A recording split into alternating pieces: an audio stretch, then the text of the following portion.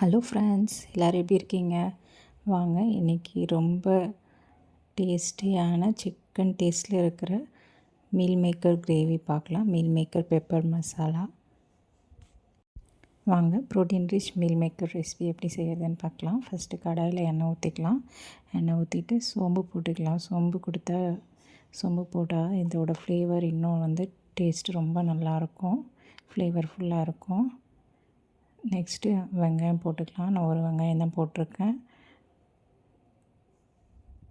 நீங்கள் எவ்வளோ குவான்டிட்டி போடுறீங்களோ அதுக்கேற்ற மாதிரி வெங்காயம் தக்காளி சேர்த்துக்கோங்க ஃப்ரெண்ட்ஸ். இப்போது வெங்காயம் நல்லா வதங்கிடுச்சு. தக்காளி சேர்த்துக்கலாம். ஒரு மீடியம் சைஸ் தக்காளி கட் பண்ணி சேர்த்துக்கலாம். இது ரொம்பவே ஹெல்த்தியானது. வெயிட் லாஸ் ட்ரை பண்ணுறவங்கலாம் கண்டிப்பாக இதை சாப்பிட்லாம்.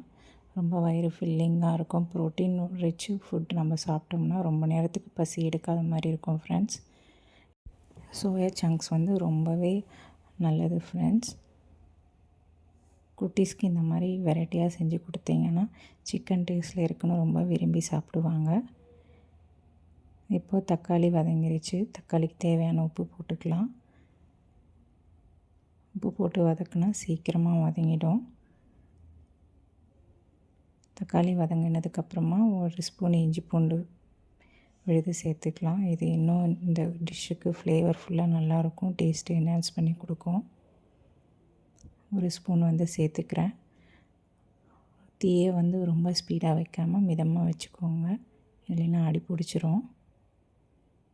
இப்போ வதங்கிருச்சு. இங்கே பாருங்கள், இந்த மாதிரி சைடில் எண்ணெய் பிரிஞ்சு வந்த உடனே அதோட ரா ஃப்ளேவர் போயிடும். இப்போது நான் ஆல்ரெடி சுடு தண்ணியில் ஊற வச்சு தண்ணியை நல்லா பிசைஞ்சு வச்சுருக்கிற சோயா சங்க்ஸை போட்டுக்கிறேன். நான் இப்போ 2 பேர் சாப்பிட்ற அளவுக்கு சோயா சங்க்ஸ் எடுத்திருக்கேன் ஃப்ரெண்ட்ஸ். உங்களுக்கு எவ்வளோ தேவையோ அதுக்கேற்ற மாதிரி வெங்காயம் தக்காளி குவான்டிட்டியை இன்க்ரீஸ் பண்ணிக்கோங்க. இப்போ ஜஸ்ட்டு இதை அப்படி திருப்பிட்டு கொஞ்சம் லைட்டாக 2 நிமிஷம் வதக்கிட்டு இந்த டிஷ்ஷுக்கு தேவையான மிளகாத்தூள், நான் மிளகாத்தூள் கம்மியாக தான் சேர்த்துருக்கேன். ஏன்னா லாஸ்ட்டில் நான் பெப்பர் தூள் போட போகிறேன். நீங்கள் பெப்பர் கம்மியாக போடுறீங்கன்னா சில்லி பவுடர் இன்னும் கொஞ்சம் எக்ஸ்ட்ரா சேர்த்துக்கோங்க. நான் சில்லி பவுடர் கம்மியாக தான் சேர்த்துருக்கேன். இப்போ கொஞ்சமாக தண்ணி ஊற்றி மிக்ஸ் பண்ணிக்கலாம். ரொம்ப தண்ணி விட வேணாம். இதை நம்ம ட்ரையாக பண்ண போகிறோம்.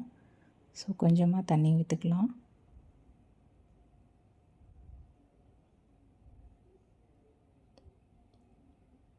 தண்ணி கொதித்த உடனே கொஞ்சம் ஸ்லோவில் வச்சுருங்க. அடிக்கடி திறந்து பார்த்து கிளறி விட்டுக்கோங்க. இப்போ பாருங்கள், தண்ணி ட்ரை ஆகிடுச்சு. உங்களுக்கு இப்போயே லைட்டாக கிரேவியாக வேணும்னா நிறுத்திக்கலாம், இல்லைன்னா ஃபுல்லாக ட்ரை ஆகிற வரையும் வெயிட் பண்ணுங்கள். நான் ஃபுல்லாக ட்ரை ஆகிற மாதிரி பண்ணியிருக்கேன். ஸோ லாஸ்ட்டில் ஒரு ஸ்பூன் பெப்பர் பவுடர் சேர்த்துட்டு கொத்தமல்லி தழை தூவி இறக்குனா சூப்பரான அட்டகாசமான meal maker pepper fry ready ஆகிடுச்சு ஃப்ரெண்ட்ஸ். இது சப்பாத்தி கூடவும் சாப்பிட்லாம், இல்லை நம்ம அப்படியே கூட ஸ்நாக்ஸுக்கு கூட கொடுத்து அனுப்பலாம். ஸ்நாக்ஸ் பாக்ஸுக்கு கூட ரொம்பவே டேஸ்டியாக இருக்கும், வயிறு ஃபில்லிங்காக இருக்கும். நீங்களும் இந்த ரெசிபி பிடிச்சிருந்தால் ட்ரை பண்ணி பாருங்கள். இந்த வீடியோ பிடிச்சிருந்தால் லைக் பண்ணுங்கள், ஷேர் பண்ணுங்கள், சப்ஸ்கிரைப் பண்ணுங்கள் ஃப்ரெண்ட்ஸ். தேங்க்ஸ் ஃபார் வாட்சிங்.